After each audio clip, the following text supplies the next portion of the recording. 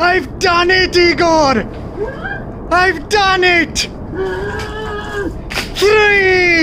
Three sound cards!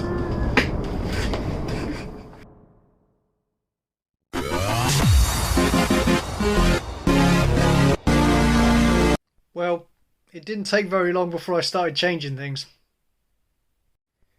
Here's the DOS 98 Retro PC build. I've got it pulled out of its shelf. There's cables absolutely everywhere. Quite a mess. Because I've been swapping around some of that sound hardware. And now this machine is running 3 sound cards. I'm going to show you what I did. Explain a little how I did it and why. So if you watched the first video, you'll know that I had a Aztech Sound Galaxy Nova 16 Extra 2 and a HardMPU card. So that was my sound setup. And as I was using it, it was working perfectly, and the Aztech Sound Galaxy was a great card. But I was looking for more 16-bit support because it has a chip on it, that sound card, which gives it support for Windows Sound System, which gives you 16-bit sound. But in DOS, I would say about 5% of my games actually ended up supporting it. So I had a few games in my collection that would really benefit from 16-bit sound. For instance, Broken Sword.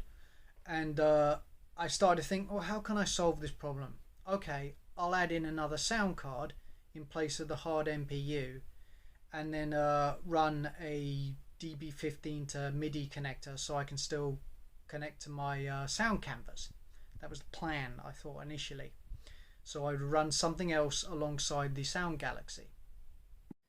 So I took the HardMPU card out from the PC because I only have 2 ISA slots. So I had to remove this in order to make space for a card that was going to give me 16-bit digital sound on a wider supported scale. And I was thinking I had 2 choices in this situation.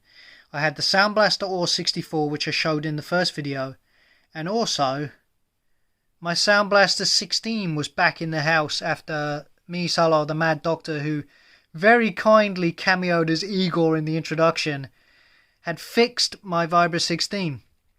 It's been recapped with high quality caps, and we also replaced the amplifier chip.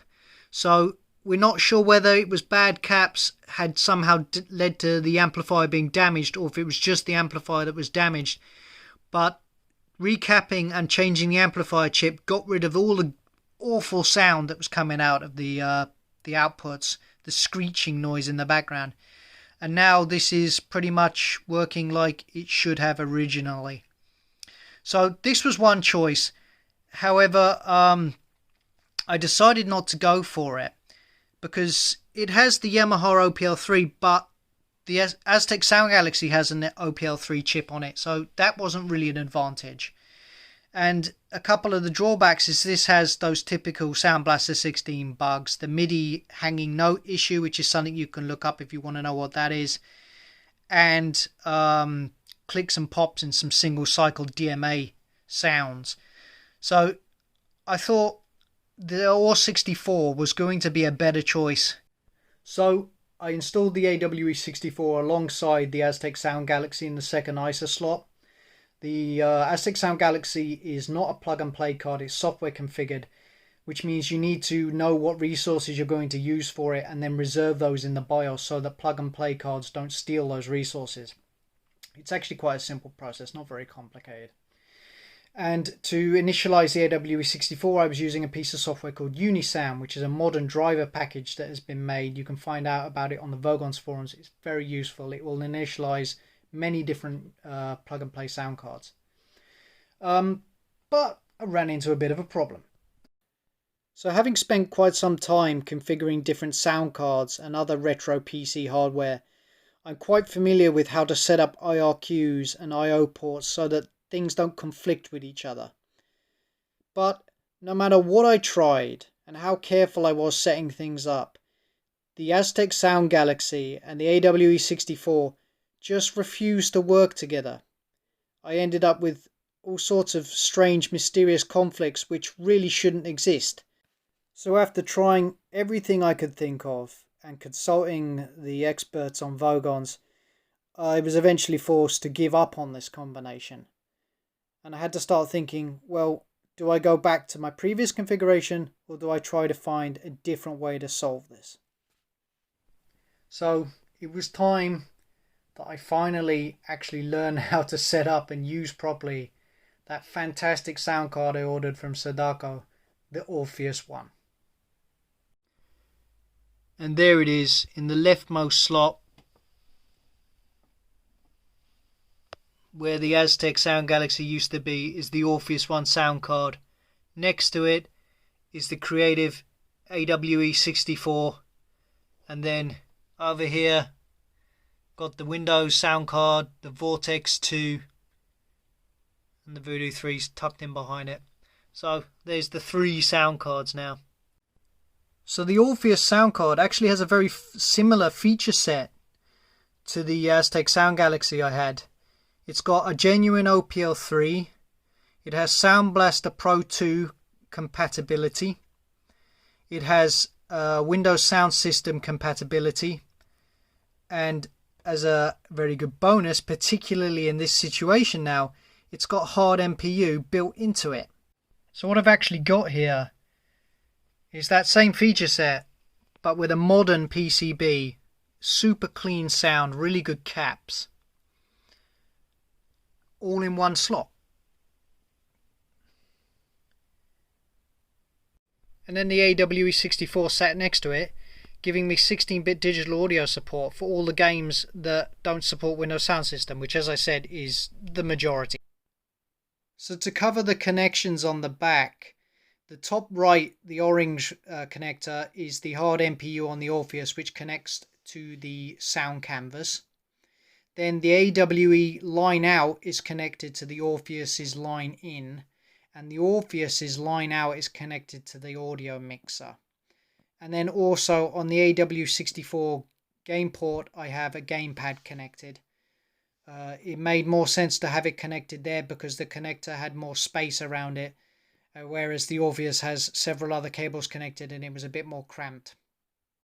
So with that all said, it's time to show how that's actually configured in DOS and Windows so that everything works nicely together with no conflicts and all the features are accessible.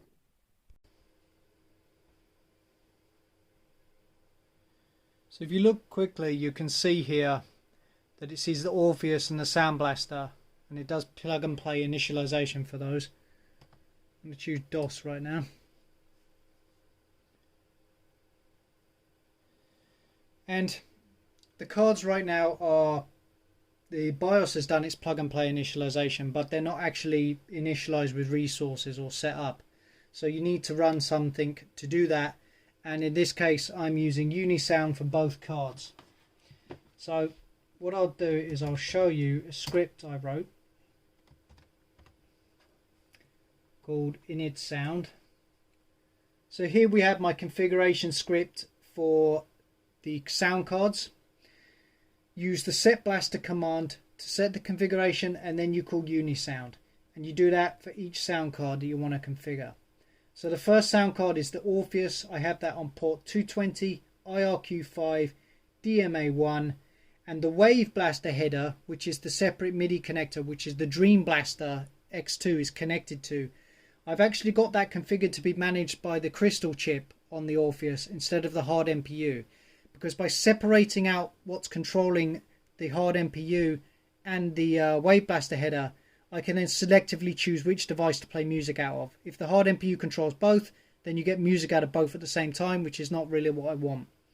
So that's configured to port 300. I have the joypad disabled on the Orpheus because games usually only listen to the joypad on one address, which is port 200. And the T4 tells it's a SoundBlaster 2 Pro, basically. Then I call Unisound. I'm telling it the Wave Blaster header is controlled by Crystal chip. I'm setting up the CD volume and the line in volume. This is important because normally line in volume is muted, whereas I want the AWE to be audible, and that comes in through the line in. Then I change the blaster command for the AWE64, which I have at port 240, IRQ7, low DMA0, high DMA5, port 320 for the MPU, and E620. This is for the EMU synthesizer that the AWE sound cards have, which is its own kind of like wave synthesis music. And F0 is just telling it that to disable the FM part of the chip, because I want to use the original OPL3 on the Orpheus. And then finally I use SoundBlaster again to put the settings back to what I have the Orpheus configured as, because that's my main card I want to use for old games that don't actually have a setup utility and only read your SoundBlaster parameter. So I haven't got this in my auto exec bat yet, but it will be now that I finish fiddling with it and I know where everything's going to be. But right now I'll run it manually. Init sound.bat, execute that, configures the Orpheus, configures the SoundBlaster. SoundBlaster is put back to the Orpheus address and we're all good to go. So let's bring up a game, some setup menu, and we can test all the different options we have available to us now. Okay, here we are in Duke Nukem 3D setup. Sound effects card. So now I have legitimate choices between SoundBlaster, which would be the Orpheus SoundBlaster 2 Pro support, or AWE32. And I can show again, so if I choose this, all I have to do is point it to the resources I defined when I set up the sound card, and it will just work. And I get proper 16-bit digital sound for these games that really benefit from it.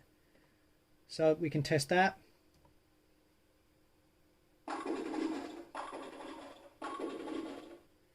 So that came from the AWE. I can also change it over to the Orpheus SoundBlaster 2 Pro. If I go into choose sound effects card, choose SoundBlaster, change the address to 220, sound card type Pro 2 new, interrupt is on 5, 8-bit DMA is on 1. 16-bit DMA doesn't matter for SoundBlaster 2 Pro. Use these settings and continue. And let's test that now.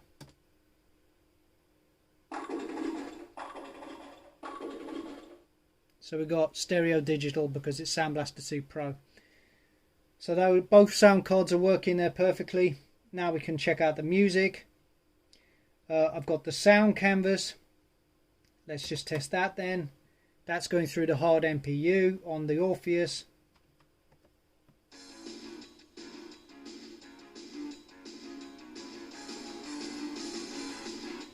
Working great. Let's see what else we can try. We can go and use the OPL3 on the Orpheus.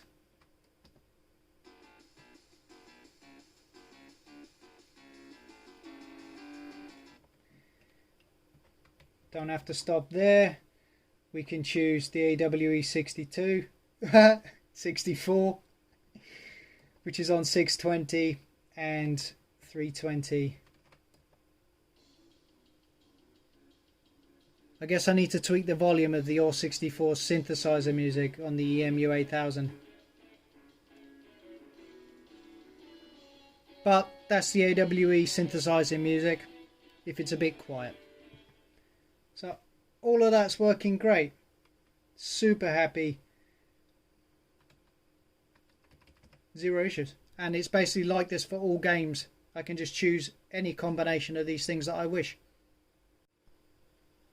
When we're going to use Windows, we do not want to use Unisound to configure the cards.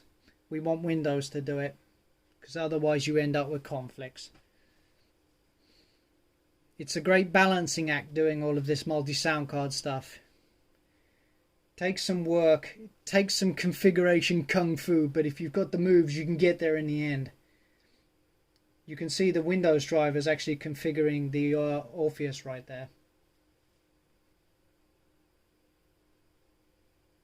And when Windows boots, we'll hear the Vortex.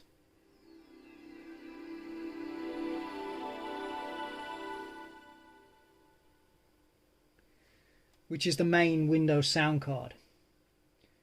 But if I open up my computer properties and go into Device Manager, we can see all of this cool stuff.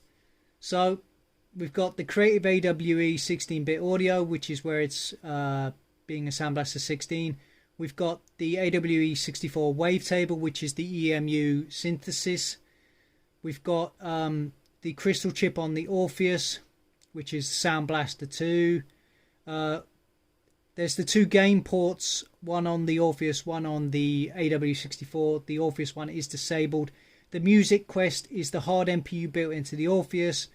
I've disabled the Vortex's MPU interface and gain port, and then of course there's the Vortex audio device itself. If I open up in Settings, Multimedia, I can choose any of the three sound cards to play out of, and MIDI, I've got a whole lot of choice here. I've got the Or synth, Crystal's own synthesis. The only downside is right now with the Windows driver for the Orpheus, you can't get at the genuine OPL3 chip, so you're stuck with the Crystal synthesis in Windows. There's the Crystal external MIDI. This is the WaveBlaster header. Then we've got Creative CQM, which is the OPL3 synthesis in the AWE64. We've got the HardMPU on the Orpheus, and we've got Vortex's own wavetable set, which I think is a 4 megabyte sound set, which is built into the card. And yeah, I can choose between any of these to play music. Let's pick something probably terrible. Let's go with Creative CQM. Go on, just for a laugh, because this should sound pretty bad. If I go up to accessories, entertainment, yes, and Windows Media Player. Let's play Canyon. Unfortunately, it's a bit quiet because I've got the output coming through to my screen. I don't have line into my phone. Not much I can do about that. So it's a bit too quiet to appreciate. Let's try something else. Let's pick the Roland MPU, which will then play the sound canvas. If I look down to my left, I can see the sound canvas display showing me all the instruments and levels and everything that's going on. We can choose the Vortex own wavetable.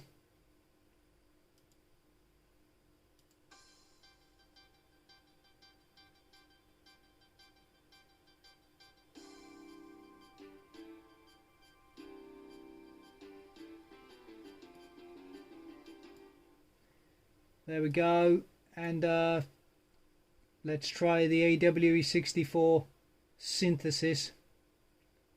No, because we already did the AWE64 CQM. Let us instead choose the Crystal external MIDI, which should be the WaveBlaster, which is the Dreamblaster X2.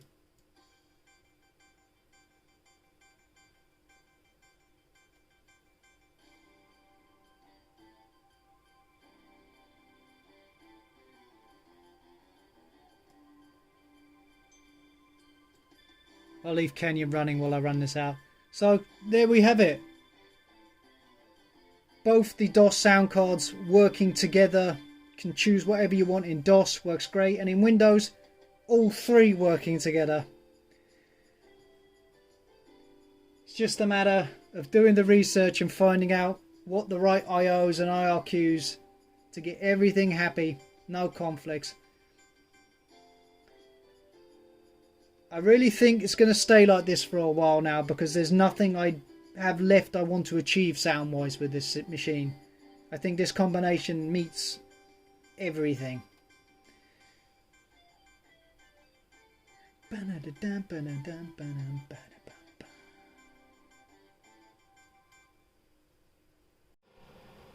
Of course, there was one thing I needed to add, and that was the MT32 Pi, which is a Raspberry Pi running the MT32 Pi software, which makes it emulate an MT32 at a fraction of the cost, yet sounds identical. And that's this really cool OLED screen on this hat I have from Sadako. Let's start up a game, and I'll do my best to show you what's going on. Might be hard to hear the audio because that's coming out of headphones.